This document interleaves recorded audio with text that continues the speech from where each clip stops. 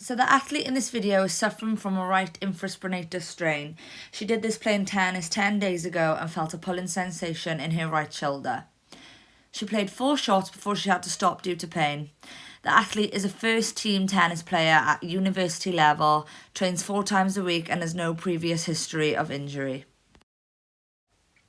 A physiotherapist diagnosed the athlete with a grade 2 right infraspinatus muscle strain 4 days after the injury. To ease pain, athlete has been taking paracetamol and has rested. Today, the patient has described the arm to be stiff and tired. So in this rehab session, we're going to focus on immobilizing your infraspinatus as that's what's injured. Because we're in the early phase, we're going to focus on immobilizing, so externally rotating. The infraspinatus muscle externally rotates the shoulder. Therefore, I prescribed an exercise that works towards carrying out this movement. The muscle originates from the infraspinous fossa of scapula and inserts at the greater tubercle of the humerus. As I said during the session, the athlete is in the early phase of rehab, so our aim is to immobilize the muscle. I will ensure this by coaching an exercise that only allows the muscle to contract isometrically. This will also allow for reduced pain, which is as equally important in the early phase of recovery. So before we start, do I have your consent to guide you through the movement properly, so just to make sure you're doing it right? Yes. Yeah? Brilliant. Okay, so I want you to start. So as I'm demonstrating, I'm making sure my instructions are clear and try to stick to around 3 key coaching points so I am not overloading the athlete with information. I begin by asking the athlete to make a fist with her arm at a 90-degree angle with her elbow locked into her side. Then with her forearm against the wall, I've asked her to push away as if she's externally rotating her shoulder.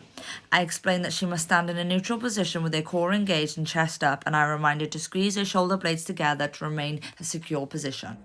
Pushing against the arm, against the wall for 5 to 6 seconds, easing on and off. I want you to do 10 reps of that, and with a 10-second rest in between each rep. Easing on and off out of the position prevents overusing and causing the athlete any more pain. This is a suitable prescription as we don't want to overwork the athlete as we are still in the early phase of recovery and must focus on immobilizing the muscle and reducing pain.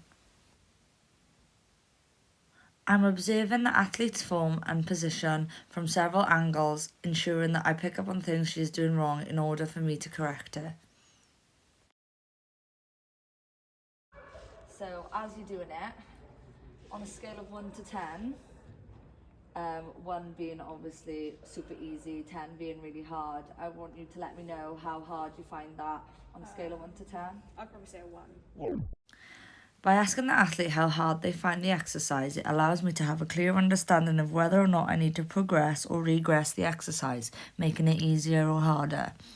As you can see, the client found the exercise relatively easy and pain-free, therefore we progressed it. Super easy.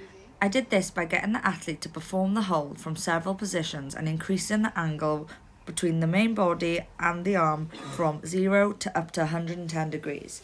This progresses the exercise by putting more demand on the infraspinatus as more rotational force is required to hold the position.